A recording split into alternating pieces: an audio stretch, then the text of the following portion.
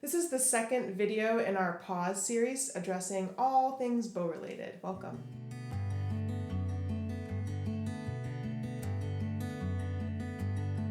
Welcome to the studio. My name is Cassie and I'm a professional violist and teaching artist. In this series we're talking about everything having to do with the bow and using an acronym PAWS, P-A-W-S. So in the last video we talked about bow placement, which is that P in the acronym. Today we're going to move on to the second letter, A, which is the angle of the bow. So if you haven't checked out the placement video, you can catch that here. I'll also post that in the comments below.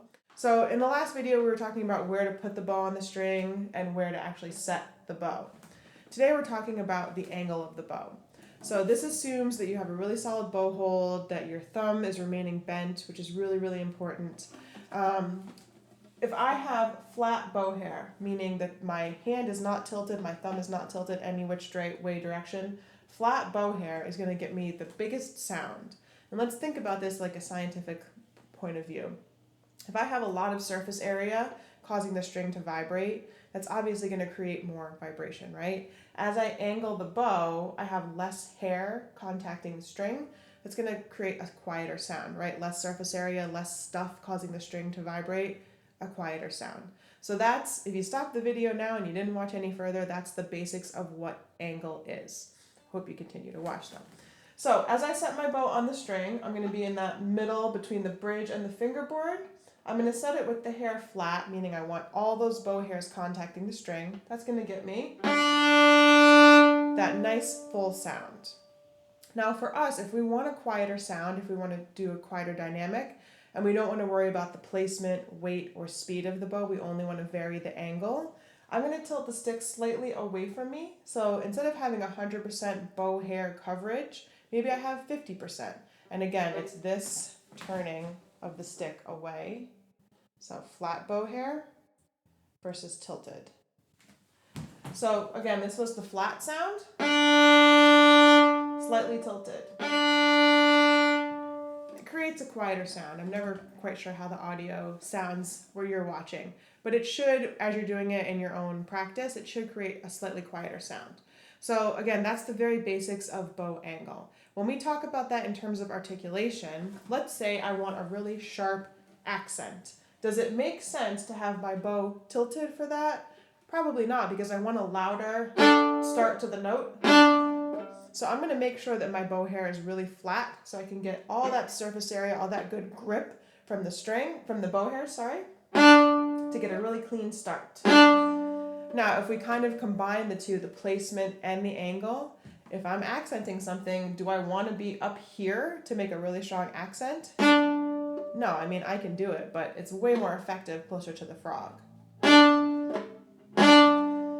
Also, when I'm doing that angle and considering where to place the bow, if I'm super close to the bridge, it's going to get us that scratchy, sol ponticello-y sound, which we don't really want.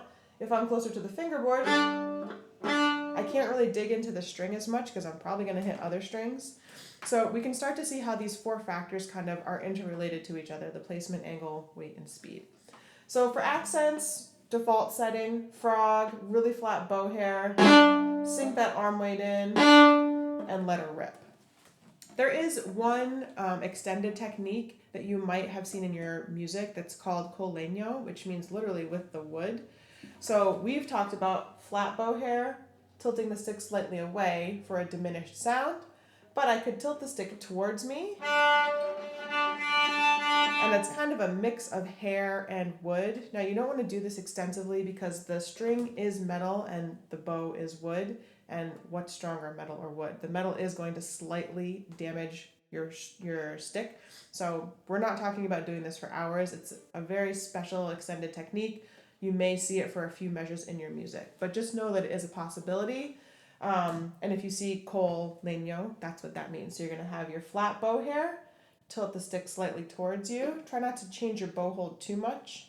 And we can either do it battuta, which is hitting the string, or we can do it actually bowing the string. And the composer will indicate which style they want in the music.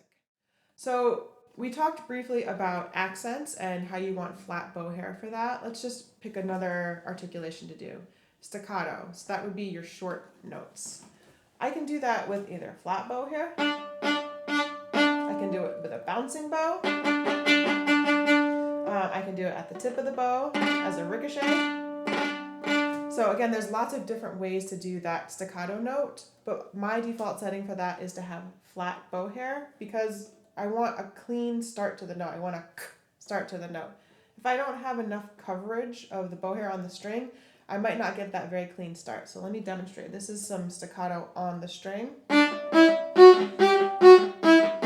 with flat bow hair. If I tilt away a little bit, again, I can still get it to happen. It's just not going to be quite as strong and as defined of a start. So when you're looking at your articulations, whatever they happen to be, think to yourself, what kind of start do I want to the note? If it's a tenuto note, maybe I want a little bit of like a warmer or like a wah start to it. If I use flat bow hair, I'm going to get a lot of sound. So maybe I do want to tilt away a little bit to get that more slightly rounded sound.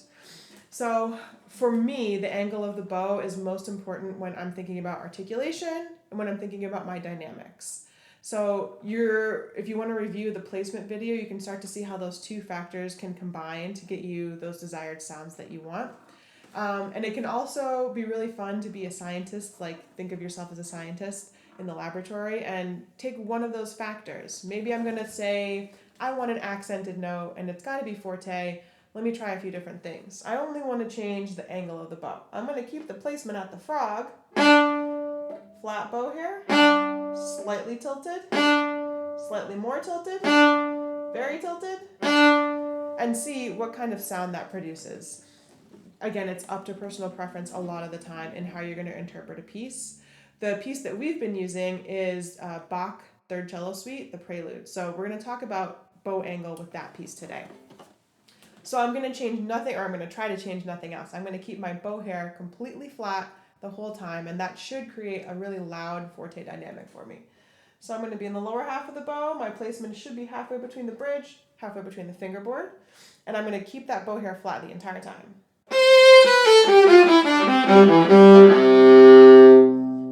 So that got me what I wanted. I wanted a nice full sound.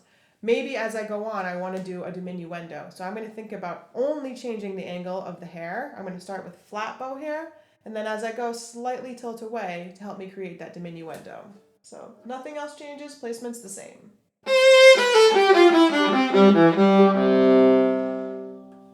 That got me what I wanted. I changed the angle of the bow. I got a little bit of a quieter sound. Maybe I want the opposite of that. Maybe I want to start with a slightly angled bow for a quieter sound, and I want to flatten it out as I go towards the bottom of that scale to create a crescendo. So slightly tilted, flat.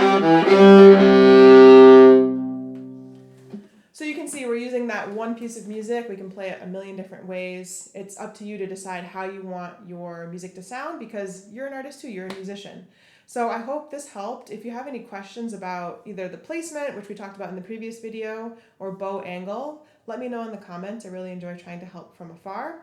In the next video, we're going to talk about weight. So that doesn't mean like W-A-I-T, it means arm weight, W-E-I-G-H-T. So I hope to see you in that one. Make sure you're subscribed so that you can see that one. And I will see you in the next video. Happy practicing.